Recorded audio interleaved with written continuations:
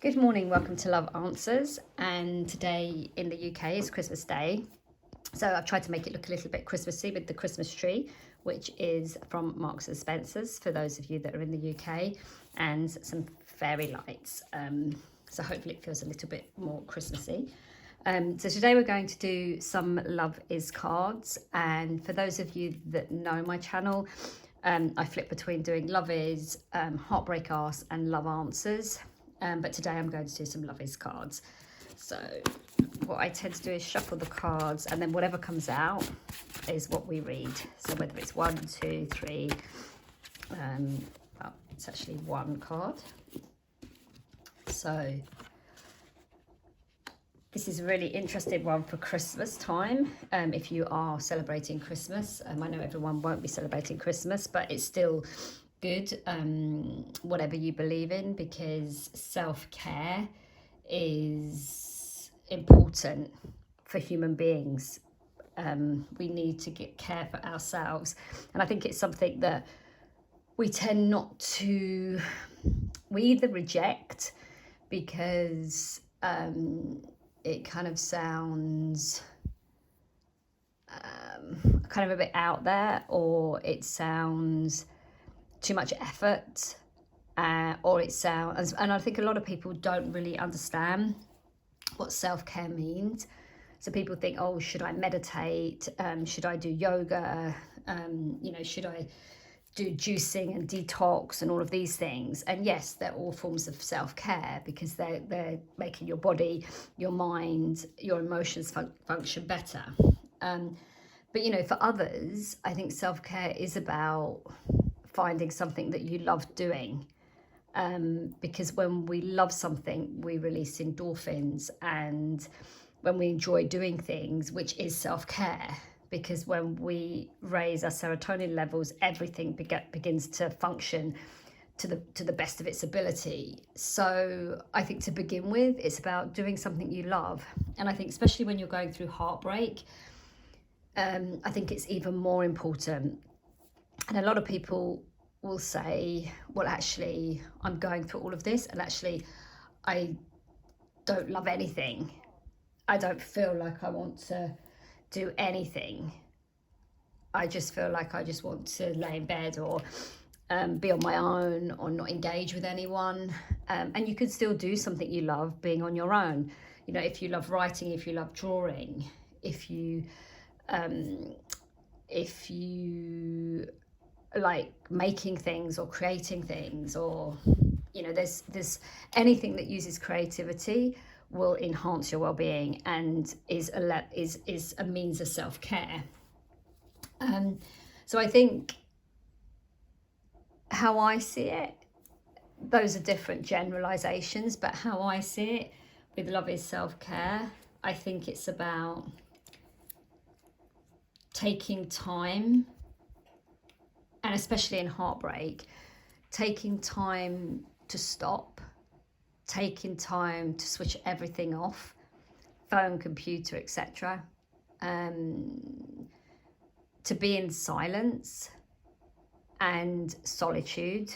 And this doesn't have to be for long. It could be, to begin with, for an hour, just 1 hour per day. Just go to somewhere in your house, a room, close the door, be still, be silent, and just be in that moment. And a lot of people will say, well, actually, when I'm upset, it makes me feel horrific when I sit in the silence, which is why I say, from a self-care perspective, channel that. So if you have an hour where you're sitting in silence and just being and stillness, things will come to you. You'll have answers. Answers come in the silence, because our mind has the ability to calm, to release, to let go. And when we do that, we gain clarity. When we gain clarity, we think clearly.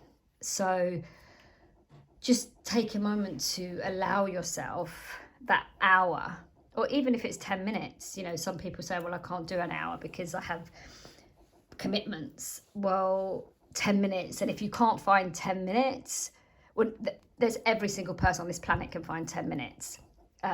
So there's no one who hasn't got 10 minutes in their day to spare, even if it's sitting on the toilet. When you're sitting on the toilet, you have that moment of silence, but have that moment of silence to think about, actually, if you had to choose one thing that you could do that makes you feel good, what is it? And set yourself a time to start doing that, whether it's on the week, whether it's like in 4 days time, or whether it's tomorrow. Just set the time, right, I'm going to do that on that day at that time and stick to it. You know, just give yourself that focus. And when we, you know, hope is a futile wish without action. We can hope that things change. We can hope that we can do this and that. But it's only when we actually act that things start to change.